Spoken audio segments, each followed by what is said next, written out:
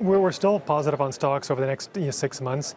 If you look at the price action today and what sort of catalyzed this, there's a bunch of events from Italy to news on Brexit to very company-specific stories that have all kind of spooked the markets without any sort of offsetting news in terms of good growth data or anything else that would be sort of really positive.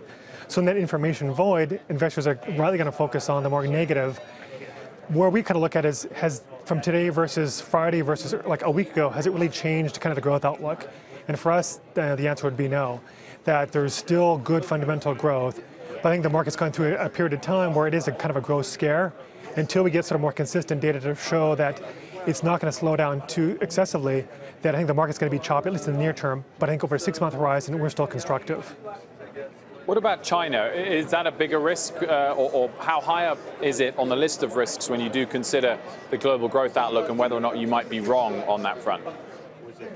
Well, that's certainly one of the biggest concerns of China slowing more. But what gives us some comfort is that you've seen over the past 2 weeks various policy announcements by Chinese officials to try and stimulate growth. We saw over the weekend the news that they want banks to lend about a third of their assets to small businesses, private businesses. Whether that's the right policy or not, that's to be determined, but it kind of just reinforces the point that they're exploring all opportunities and all avenues to stimulate growth. So to me, it's more a matter of time before this actually starts to have an impact. It might be another month or two, but I think at some point this is going to start to kick in, at least stabilize growth. We don't need China to accelerate. We just need to see the downside kind of ease off and have some stabilization to get more comfortable. Down 600 points on the Dow, Jason, with under 10 minutes to go before the closing bell. What do you make of the action in technology? Down 3.5% in the S&P. The NASDAQ again getting hit the hardest. FANG stocks all under pressure. What is that telling you? So I think some of these stories are definitely kind of more, company specific. So it's harder to read across from that to the overall economy.